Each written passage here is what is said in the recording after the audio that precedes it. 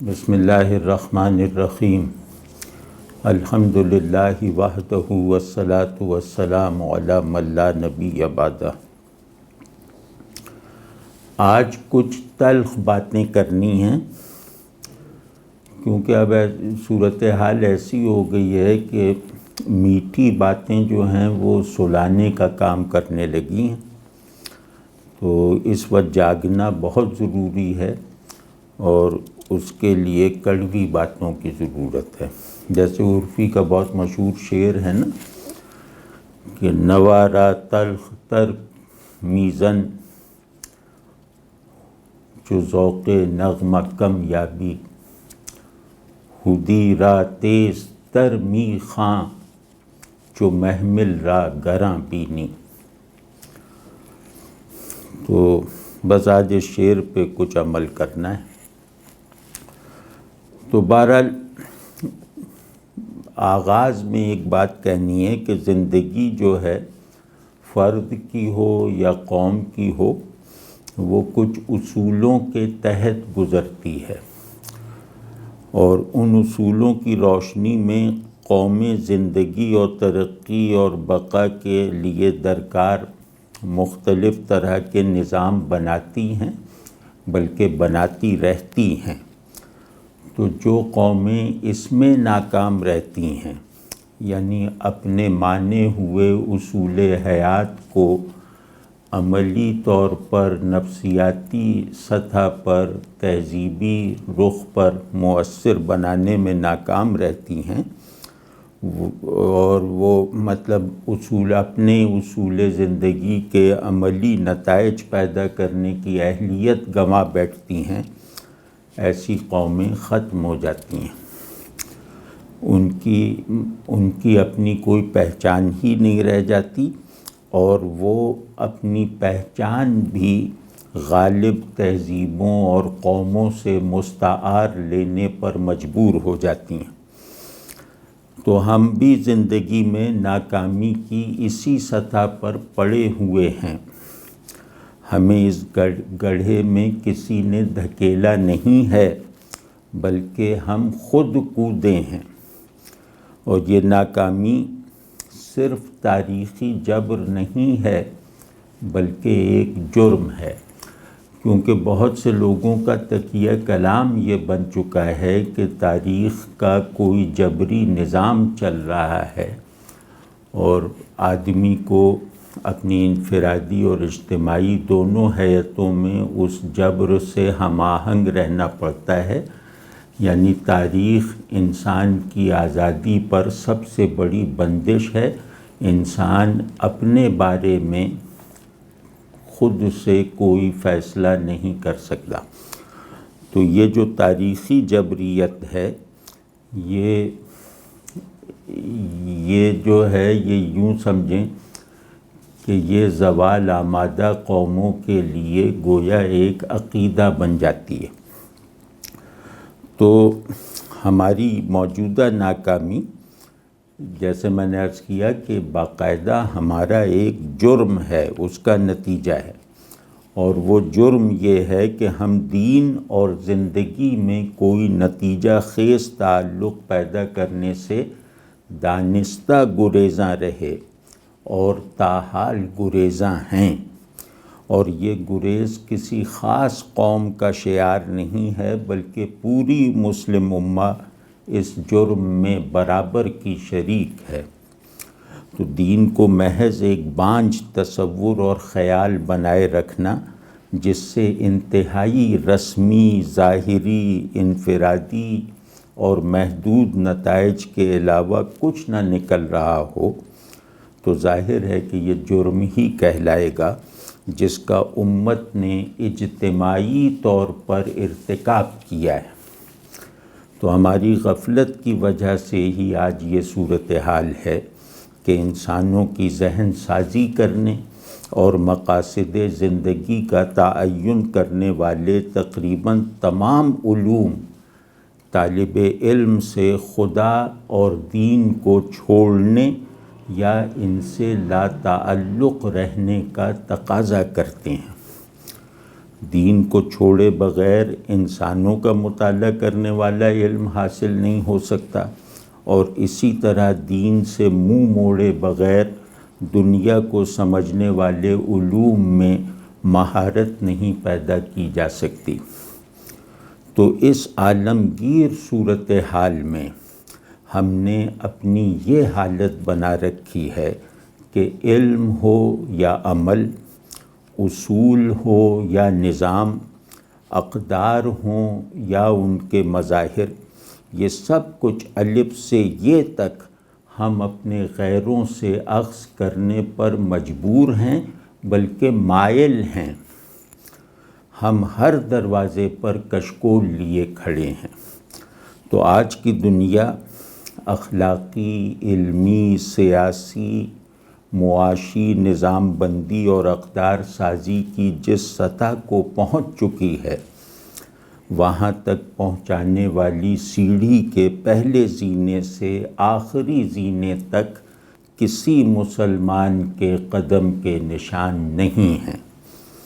تو انسان کو اندر سے بنانے والی تمام قوتیں اور دنیا کو سمجھنے سمجھانے اور بگاڑنے بنانے والی ساری طاقتیں عملاً صرف غیر مسلموں کے پاس ہیں۔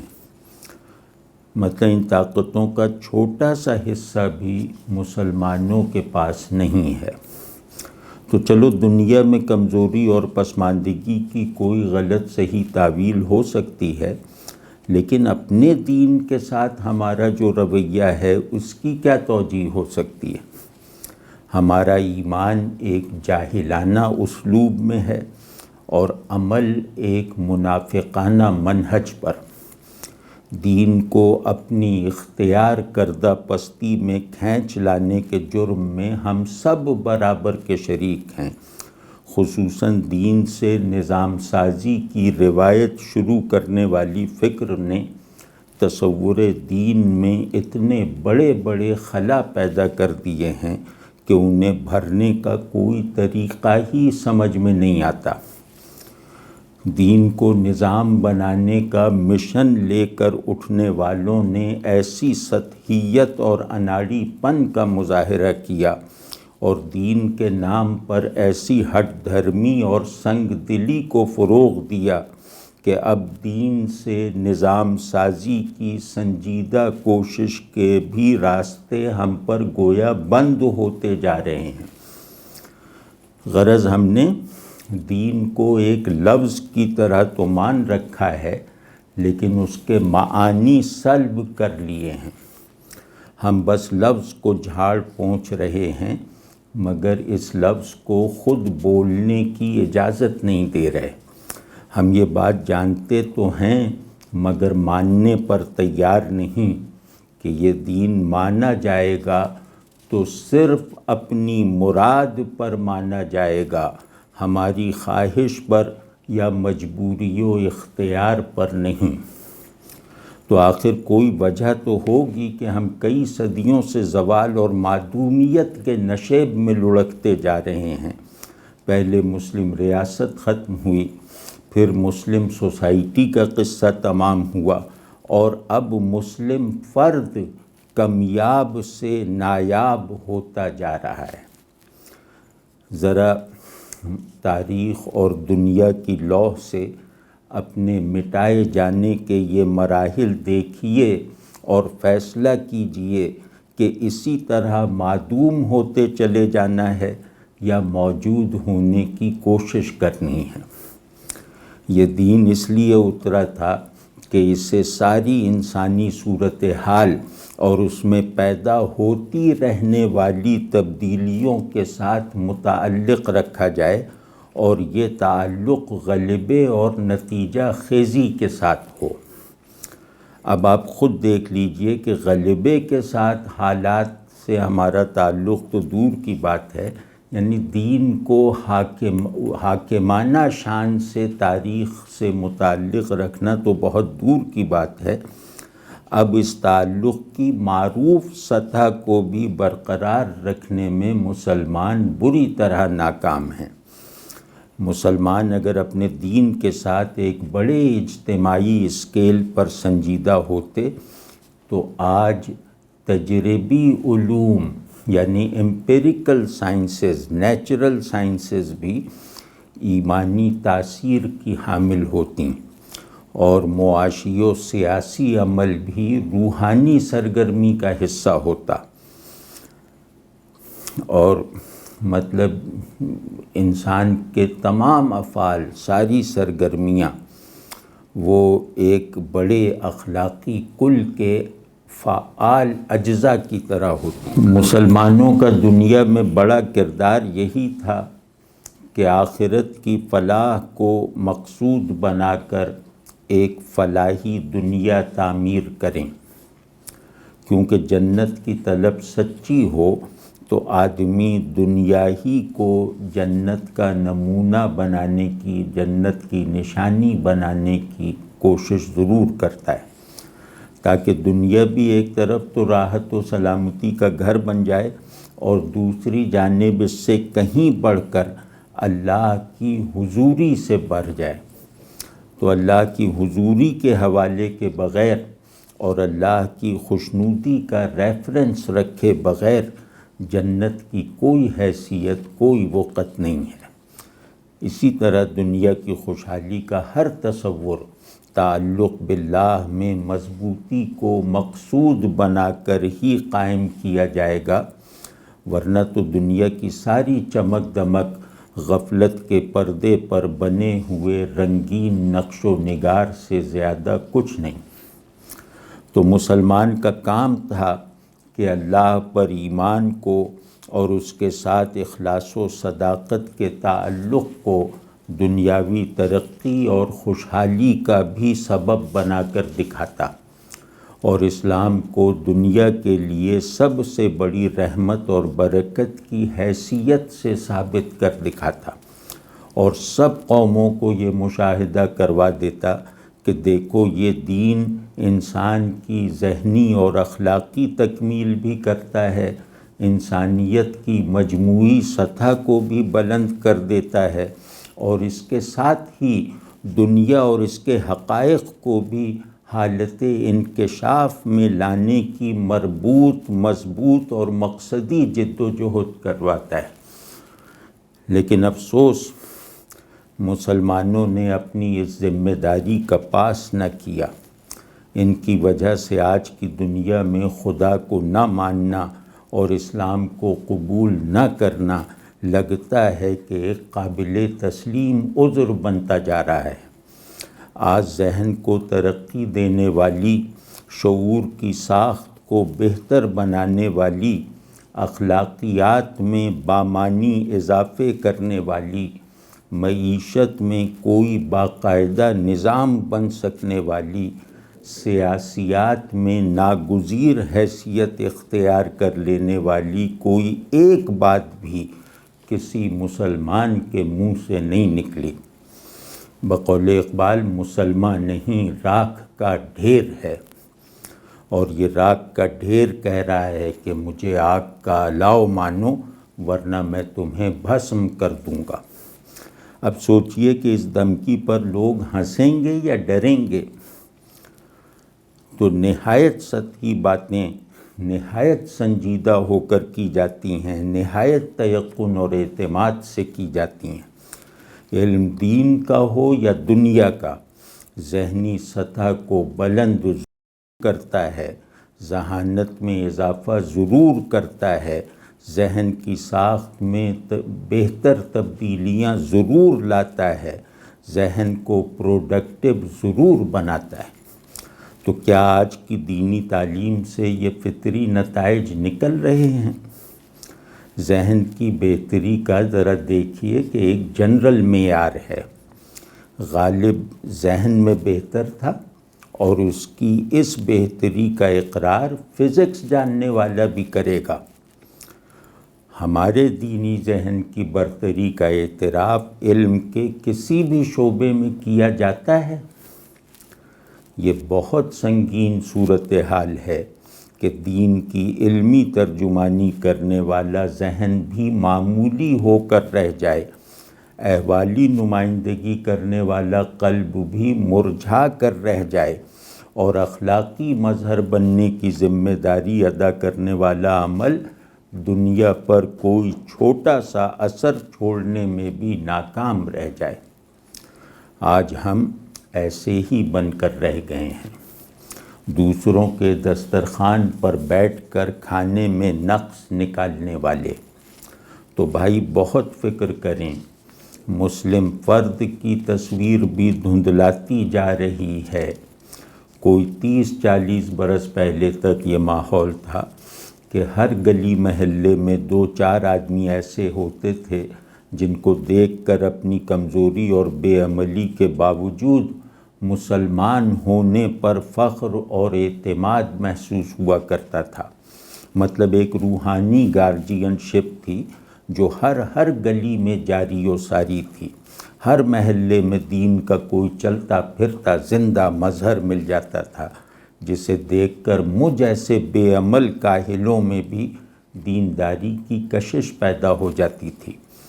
اس طرح کے 2-4 آدمی پہلے ہر گلی میں ہوتے تھے، پھر یہ صورتحال گلی سے نکل کر محلے تک پہنچی، محلے سے نکل کر قصبے تک پہنچی اور اب قصبے سے نکل کر شہر میں آ رکی ہے۔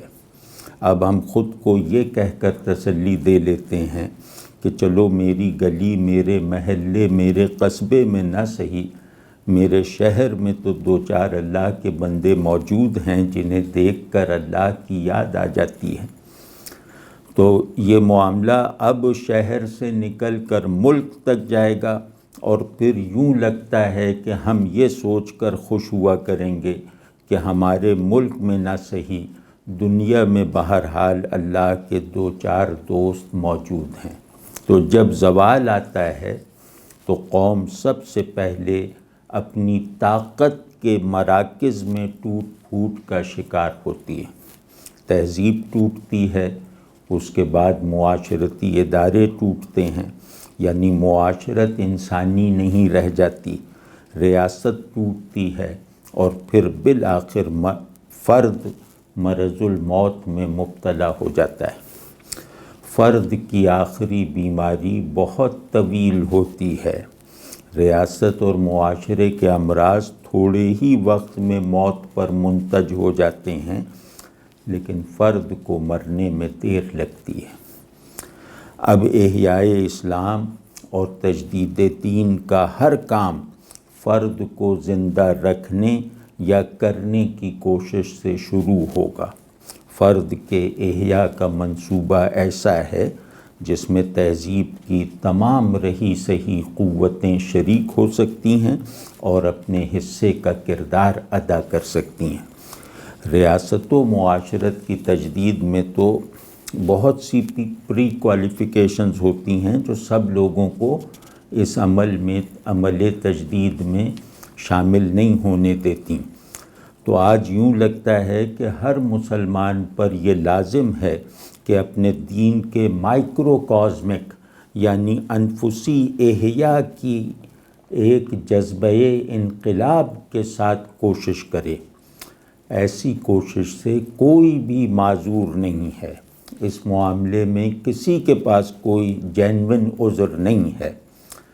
یہ عذر تو ہو سکتا ہے کہ ریاست اور معاشرت غیر اسلامی ہے، مگر میں یعنی ایک فرد کچھ نہیں کر سکتا، لیکن یہ بہانہ نہیں بنایا جا سکتا کہ خود میرے اندر کی دنیا غیر دینی ہے مگر میں مجبور ہوں۔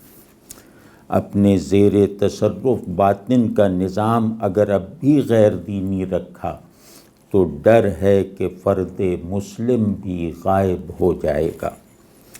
تو بھائی ہمیں اسی وقت کمر کس لینی چاہیے اور کام کا آغاز یہاں سے کرنا چاہیے کہ اپنے آپ کو خدا کا بندہ اور رسول اللہ صلی اللہ علیہ وآلہ وسلم کا سچا امتی بنانا ہے۔ احیاء دین کا ہر کام یہیں سے شروع ہوتا رہا ہے اور یہیں سے ہوگا۔ خود کو بدلو گے تو دنیا میں تبدیلی آئے گی، آپ دیکھتے نہیں ہیں کہ ہماری تبلیغی یا انقلابی تحریکوں میں، مدرسوں میں اور خانقاہوں میں ایک خزاں سی چھائی ہوئی ہے، ایک بے برکتی سی طاری ہے۔ اس کا سبب غالباً یہ ہے کہ ہم دین کے ترجمان تو بن بیٹھے ہیں، اس کا مظہر نہیں بنے، اس کا جیتا جاگتا مظہر نہیں بنے۔ دین یقیناً اپنی ترجمانی بھی طلب کرتا ہے، لیکن اپنا مظہر بننے کے بعد اس ترتیب کو نظر انداز کیا تو خدا نخواستہ دین کی ترجمانی کے لیے کرائے کے وکیل لانے پڑیں گے۔ لیکن تاریخ ہماری سپریم کورٹ نہیں ہے، یہاں کرائے کے وکیلوں سے مقدمہ نہیں جیتا جا سکتا۔ تو خیر سادہ سی بات ہے، میں خود اللہ کا بندہ ہوں، شخصیت کو چلانے والے پورے میکینزم میں بندگی کے اصول کو مؤثر رکھوں، عمل سے اسے نتیجہ خیز بناؤں اور خیالات سے اس کو تسلسل میں رکھوں۔ یہ ہے وہ ذمہ داری جس کی طرف مجھے ہر کام سے پہلے متوجہ ہونا ہے، ورنہ تو سب مذاق ہے اور نفاق ہے۔ اپنے نفس پر اللہ کی حاکمیت نہیں ہے اور ہم چلے ہیں ملک پر اللہ کی حاکمیت قائم کرنے، دنیا پر اللہ کی حکومت قائم کرنے، اور اللہ کا محکوم ہونے کی لازمی نشانی یہ ہے کہ بندہ چیزوں پر غالب آ جاتا ہے۔ یہ بات میں پھر کہہ رہا ہوں کہ اللہ کی محکومی اگر نصیب ہو جائے تو اس کی بڑی اور لازمی نشانی یہ ہے کہ بندہ چیزوں پر، اپنے حالات پر غالب آ جاتا ہے۔ تو اللہ کے محکوم ہونے کی اس سے بڑی نشانی کوئی نہیں۔ یہ دوسری بات ہے جسے اس لیے عرض کر رہا ہوں کہ نفس کو اللہ کی حکومت میں دینا سب سے بنیادی انقلابی عمل ہے۔ اللہ کا محکوم کسی بے دست و پا انفعالیت کا شکار نہیں ہوتا، یہ کوئی گوشہ گیر وجود نہیں ہوتا۔ اللہ کا محکوم اس حکم کو جس نے خود اسے مسخر کر رکھا ہے تسخیر دنیا کا سبب بھی بناتا ہے۔ تو جس قوت سے بندہ خود کو اللہ کا محکوم بناتا ہے وہی قوت دنیا کی تسخیر میں بھی درکار ہے۔ تو یہ ممکن نہیں ہے کہ اندر کی دنیا اللہ والی ہو اور باہر کی دنیا اللہ سے خالی ہو۔ تو اس لازمی ترتیب کو نظر انداز کرنے کے نتائج آج ہم بھگت رہے ہیں۔ ہم جس دنیا میں رہتے ہیں اس کی ہوا بھی اللہ سے دور لے جاتی ہے۔ کم از کم مجھے تو اس بات پر کوئی شبہ نہیں ہے کہ جدید دنیا کی ایک ایک چیز اللہ سے دوری کا سامان ہے اور جدید زندگی اللہ سے لا تعلقی کا میدان ہے۔ اور ایسا ہونے میں ہماری مجرمانہ غفلت کا بہت ہاتھ ہے کہ آج کی دنیا میں انفرادی اور اجتماعی ترقی دین سے فاصلہ پیدا کیے بغیر ممکن نہیں رہی۔ تو اس دنیا میں ترقی اور خوشحالی کے جتنے اسباب ہیں وہ دین سے غیر مانوس کرنے اور دین کو اجنبی بنانے کا کام کرتے ہیں۔ تو بھائی اس پورے نظام حیات کو اپنے اندر سے خارج کر کے اب اللہ کے لیے جینا سیکھو۔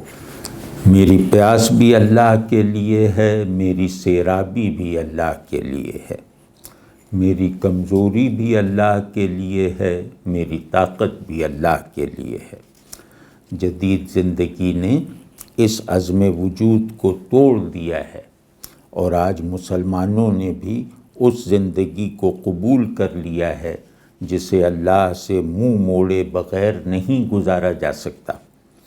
ہم زہریلے پانی کی مچھلیاں بننے پر راضی ہیں اور اس سے نکلنے کی خواہش ہی نہیں رکھتے تو کوشش کیا کریں گے؟ تو لیکن بہرحال اس زہریلے تالاب سے نکلنا تو ہے، اور اس سے نکلنے کی کوشش ہمارے لیے ناگوار تو ہو سکتی ہے، لیکن اس میں کوئی بڑی مشکل اور بڑا مجاہدہ نہیں ہے۔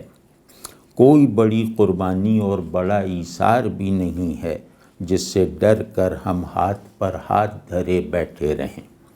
سارا کام بس اتنا سا ہے کہ ہمارے ماتھے پر بندے دنیا لکھا ہوا ہے، اسے مٹا کر بندے خدا لکھوانا ہے، اور پھر تھوڑی تھوڑی دیر بعد آئینے میں دیکھتے رہنا ہے کہ بندے خدا کی عبارت یہ ٹیگ اور یہ جو تغرا ہے یہ مدھم تو نہیں پڑا۔ تو آپ سمجھ گئے نا کہ صرف اپنے ذہن میں اپنی شناخت بدلنی ہے، یعنی پہلے صرف اپنے ذہن میں اپنی شناخت بدلنی ہے اور اس شناخت کو محفوظ رکھنا ہے، پھر انشاءاللہ ایک عالمگیر انقلاب کی بنیاد بھی چاہو گے تو پڑھنی شروع ہو جائے گی۔ سرے دست تو ہماری یہ حالت ہے کہ نماز کے وقت بھی اس ادراک کا غلبہ نہیں ہو پاتا کہ ہم بندے خدا ہیں۔ ہمیں اپنا افسر ہونا، ماتحت ہونا، تاجر ہونا، بیمار ہونا، صحت مند ہونا، یہ سب رہ رہ کر محسوس ہوتا رہتا ہے، مگر یہ بات کہ ہم سب سے پہلے اللہ کے بندے ہیں، رسول اللہ صلی اللہ علیہ وسلم کے امتی ہیں، اگر ذہن میں آتی بھی ہے تو بہت تکلف اور تصنع کے ساتھ۔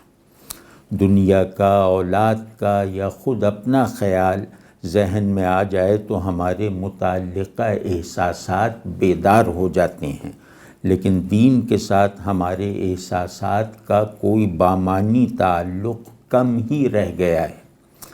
ہونا تو یہ چاہیے تھا کہ اللہ کی یاد آتے ہی اس سے وابستہ احساسات، یعنی اس سے وابستہ احساسات عبودیت اور جذبات بندگی ہمارے اندر بیدار ہو جائیں، مگر ایسا نہیں ہو رہا۔ ہمارا پورا عرصہ ہستی جو ہے وہ 18 تاریخ یا 19 تاریخ میں سمٹا ہوا ہے کہ 18 کو یہ ہوا اور 19 کو یہ ہونا ہے، یعنی ہمارا آج بھی محض 24 گھنٹے کا ہے اور کل بھی۔ تو بھائی اب بھی وقت ہے کہ اللہ کی بندگی میں پورے کے پورے داخل ہو جاؤ، اپنے باہر کی دنیا کے ساتھ اور اپنے اندر کی دنیا سمیت۔ کم از کم یہ ارادہ تو کر ہی لینا چاہیے کہ ہمیں بس اللہ کا بندہ بن کر رہنا ہے اور اپنی تمام حیثیتوں کا حتمی تعین اسی بندگی سے کرنا ہے۔ آدمی کی ایک اصولی شناخت ہوتی ہے جس سے اس کی ذہنی شناختیں کنٹرول ہوتی ہیں، ایک دائرے میں آ جاتی ہیں اور ایک کل کے اجزاء بن جاتی ہیں۔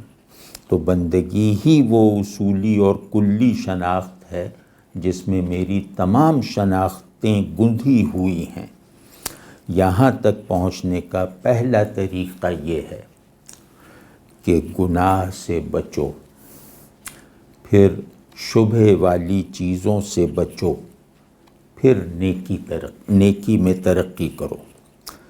گناہ سے بچنے کے لیے اخلاص ضروری ہے اور نیکی میں آگے بڑھنے کے لیے محنت ضروری ہے۔ اخلاص کا عملی ماڈل وفاداری ہے، لیکن کیا کیا جائے کہ وفاداری کا تصور ہی اب بہت کمیاب ہو گیا ہے۔ گناہ سے وہی بچے گا جو صاحب اخلاص ہوگا، نیکی میں وہی ترقی کرے گا جو محنتی اور چست ہوگا۔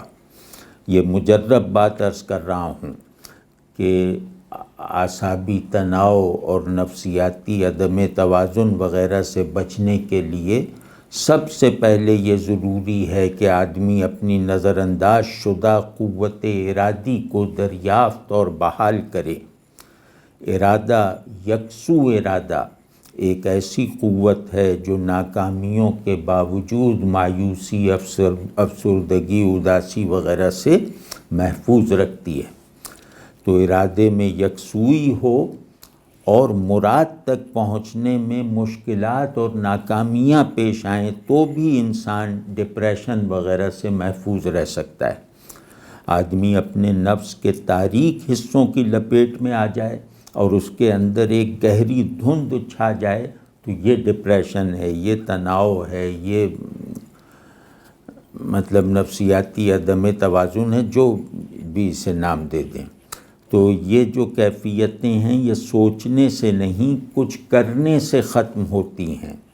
تو گناہ سے بچنے کی ذمہ داری لینے والوں کو اس طرف سے خبردار رہنا چاہیے کہ بعض اوقات حالات اور تجربات کی وجہ سے آدمی یہ ماننے پر مجبور ہوتا ہے کہ کئی گناہوں سے بچنا ممکن ہی نہیں ہے۔ یہاں پہنچ کر ڈر ہے کہ دل میں گناہ کی کراہت باقی نہ رہے۔ اس سے بچنے کے لیے عرض کر رہا ہوں کہ گناہ کی دو بڑی بڑی قسمیں ہیں، ایک لغزش اور دوسری نافرمانی۔ لغزشوں سے مکمل بچاؤ ممکن نہیں ہے۔ جب تک ہم زندہ ہیں ہم سے لغزش ہوتی رہے گی۔ یہاں بس یہ دیکھنا چاہیے کہ وہ لغزش عادت نہ بن جائے اور اس پر استغفار ضرور کیا جائے، اور اگر اس کا ازالہ کرنا، اس کا کفارہ دینا ضروری ہو تو اس میں دیر نہ کی جائے۔ عموماً لغزشیں غیر ارادی ہوتی ہیں، لیکن اگر ارادہ شامل بھی ہو تو تلافی اور استغفار اسے جی کا روگ نہیں بننے دیتا اور آدمی کو مسلسل احساس جرم سے بچائے رکھتا ہے۔ لیکن نافرمانی میں ارادہ اور شعور پوری طرح شامل ہوتا ہے۔ نافرمانی کی بڑی نحوست یہ ہے کہ اللہ کا خیال بھی آ جائے تو آدمی اسے ناگواری کے ساتھ ذہن سے جھٹک دیتا ہے۔ تو جب یہ کہا جاتا ہے کہ گناہ سے بچو تو اس میں بنیادی بات یہی ہوتی ہے کہ نافرمانی سے بچو، اس نافرمانی سے جو جان بوجھ کر کی جاتی ہے اور جسے اپنی عادت بنا لیا جاتا ہے۔ تو جناب مختصر یہ کہ استغفار کرتے رہا کریں، کیونکہ استغفار سے مناسبت پیدا کیے بغیر بندہ گناہ سے بچ نہیں سکتا۔ تو استغفار کوئی رسمی وظیفہ نہیں ہے، استغفار مومن کے لیے آہنگ حیات ہے، مزاج زندگی ہے۔ استغفر اللہ ربی من کل ذنب و اتوب الیہ۔